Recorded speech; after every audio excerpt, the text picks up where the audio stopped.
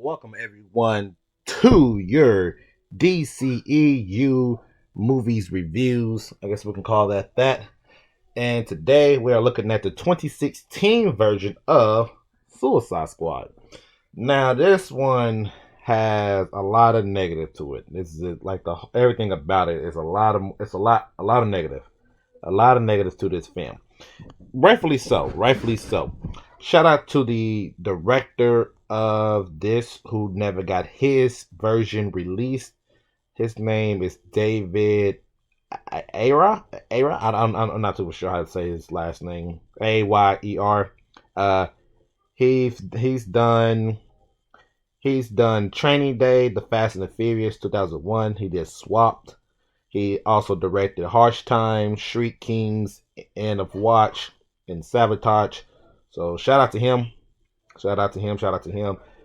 He was the director for this film, but as you know, one of the running things of the DCEU was that the directors and the people behind the universe didn't like the way he did things, so they changed his whole script, changed everything about it, and made a completely different movie compared to what he had originally wanted to do.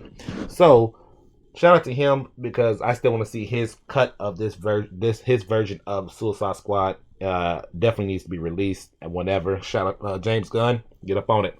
But let's talk about this film. Basically, the plot of this film. Let me have a film. Not have a film.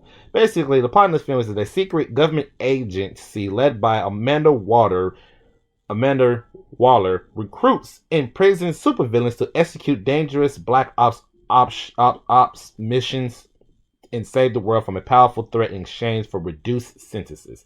That's pretty much the plot of this whole thing. And if we go through, we take a look at the cast, the people who was part of the whole entire Suicide Squad in general. It was Deadshot, it was Harley Quinn, it was Rick Flag, it was Captain Boomerang, it was Katana, it was El Diablo, Killer Croc, not this person, Slick Knock, quote unquote Enchantress. No, I can't say she was part of it because no.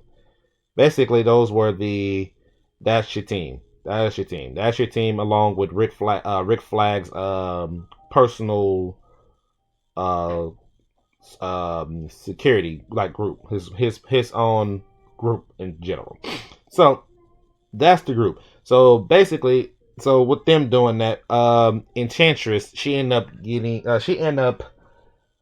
if you don't know the story, so Enchantress basically is an ancient evil sorceress. This is from the movie itself. I'm not saying this is what DC's character is. This is basically what they said from the movie, right?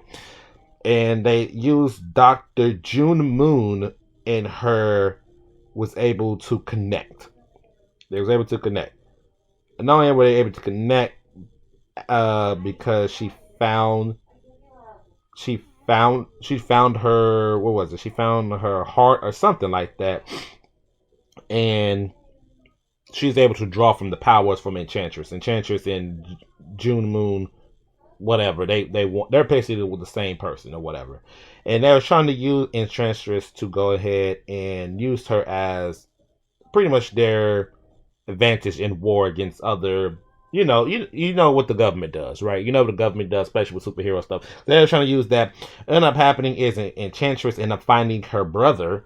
She ended up finding her brother and releasing her brother, allowing him to get more power. Enchantress needed her heart back, which her brother then found her heart and gave it back to her.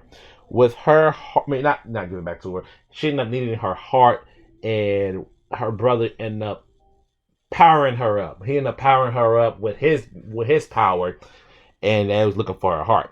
Well, as that, Enchantress ended up building a machine. This machine was going to destroy the world somehow. I really don't understand the thought process of the whole thing, but she was going to build this machine that was going to destroy the world, and that's when Amanda Waller wanted to use the Suicide Squad to not even capture Enchantress. They were using she was using them to free her because she was trapped in the city to where Enchantress was doing stuff. That's all she was doing. So she built this team basically just to get her back. While Rick Flag wanted to get Enchantress because that's his girl. Dr. June Moon was his girl. He wanted to get her back. So capturing Enchantress was their task. So the whole problem with this, a lot of problems that happen with this film. One, of course, we got Geraldine as Joker in here. I'm not doing that. I did a whole video about Geraldine as Joker and potentials and stuff about that. We're not doing anything with that at all. We're not doing anything at that. So we're not going to talk anything much about him because while yes, he was a little bit important in this movie, he just never got the character. He never got his chance. Let's say that. A lot of problems with this film. So first of all, they made Deadshot, aka Will Smith. They made him more of a, they have him more looking like a good guy more than a villain, right? Of course, it's Will Smith, and they kind of just want to, give him that, right? They kind of give him that. Harley Quinn, Margaret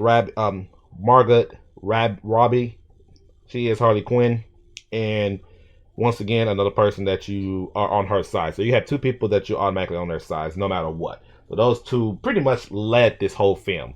And then Viola Davis as Amanda Waller also increased this film 10 times too. Because her acting is always top notch in my personal opinion. One of the GOATs in my personal opinion. Probably the best, arguably the best female actress out there. Arguably. I ain't gonna, she can play the good person, she can play the bad person, she can make you feel vulnerable for her, she can do everything. Another discussion for a different day. The whole film, in my personal opinion, when I'm looking at it and reviewing it and remembering back everything that happened throughout this whole film, I had a lot of problems with this film. The reason why I have a lot of problems with this film, mainly because it brought this team that was nowhere near Enchantress level. Nowhere near her level. Her brother, they're nowhere near. This is not a basic D-League, C-League villain team up to take on a threat that they would need the Justice League to handle or something like that. This is what they'll call in for, but somehow they got the call for this, which is ridiculous in my personal opinion. It never made sense to how they was able to do that against Enchantress. I think Enchantress, what power she possessed it for the film, and how they built her up. I'm like, there's nothing they can do. Will Smith guns ain't gonna do nothing. Harley's hammer ain't gonna do nothing. These characters can't do nothing against her. But throughout the film, that's what they was trying to. They're trying to make them feel like they are family. It's like, no, we're all criminals. We're all we're all villains. We're all criminals. And the only reason why we're forced to work together is because we have this device in our neck that's forcing us to work together. Outside of that, I would probably make all of y'all type deal, right? I think we can all believe in that. So didn't understand the whole purpose of. I didn't understand the purpose of it. I don't understand the group trying to bond, which they shouldn't be trying to bond because if they was all on the streets, they would have no influence against one another. If they was all back in their regular cities doing their own thing, they would not even be close to friends. Nowhere near. But that's what they were trying to do. They pushed that more than anything. Like I said, Deadshot and Harley Quinn were the standouts easily. I mean, that was easily. Easily worked. Would love to see Will Smith do Deadshot one more time, but as the main villain, like he should be. I think that would be a lot. I think his story and stuff does really well. I think that could help out 10 times more. Harley Quinn, we still got we got a few more films with her to discuss about her before I give my overall thoughts on Harley Quinn in the DCEU and what they need to do different. Rick Flag was cool. I feel like he was a lot tamed in this. Very, very tamed in this. I didn't like that at all. I feel like he should have stand out more, especially with all this stuff behind him, general, military leader, all this stuff. I feel like he should have stand out. They made him feel more like a side character more than anything. He was a side character compared to the rest of the villains. Captain Boomerang was there for jokes, quite honestly. Jokes. He was just he didn't seem like a threat. They wasn't treating him like a threat. He was there for a joke. That's yeah. Katana was very interesting. Her backstory is interesting. I don't know too much about her. I'm not gonna lie. I don't know too much about her and her character. Would definitely love to see her get involved in more things. I would definitely like to see her get involved in more of somebody. I don't know if she pops up later on. Does she? I mean, where does she come from? That's my question. Where does she come from as a character, and exactly who is her? Who does she? Where does she pop up in? Wherever she popped up in, I would like to see her, I would like to see more in detail depth with Katana more than anything. El Labo, another character that felt like potentially he has this crazy abilities to him, but I still don't know much about him either. Would like to see, like I said, another guy I like to see more details with, a lot more details with. I think he also suffered from this movie from not being able to stand out more. I sort of, I'm peace all of a sudden. Well, what led to him to be just peaceful? You know what I'm saying? Don't he run a gang and stuff like that? I mean, what's going on with El Diablo? It has to be something more than just that. Killer Croc felt like he should be bigger. In my personal opinion, felt like he should have been a bigger threat. He was not. Once again, another character that was treated like, well, all this abilities that he's supposed to be doing, and they kind of show him like, oh yeah, he's cool, but he just And I think that's the problem with this whole film, was just Slick Knock, he was there. He wasn't even there that long. He got killed off easily. That was like, he got killed off way too early. So there was nothing really to go off about that. You know what I'm saying? Oh, see, I didn't know this part. See, I'm looking here reading the characters and what they said they're doing. Apparently, originally, Enchantress was originally the film was going to feature the revelation that Enchantress was being controlled by Stephen Wolf, but it was scrapped after the Justice League story change. See, that's very important. I would have loved to seen that, because that would have been even, because that's like a step to the step. You know what I'm saying? And they didn't do that. They they just skipped over a lot of stuff. This movie had a lot of problems. I wish, like I said, I want to see his version of the film. I feel like his version of the film would have done better.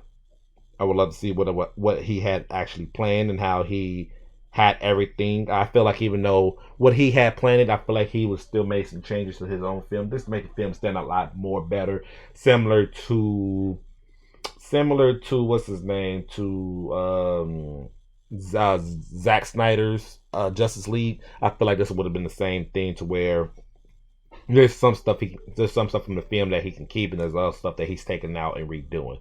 So, all in all, I didn't like, the movie was cool to watch. I didn't mind it at that time period, but now looking back on it, I'm like, we had a lot of problems with this film, a little too many problems with the film. But that's my personal opinion. Y'all let me know down in the comment section what y'all was thinking about Suicide Squad 2016, the 2016 version, not the 2017 version. Hit that like, comment, and subscribe, and I should see you guys on the next film.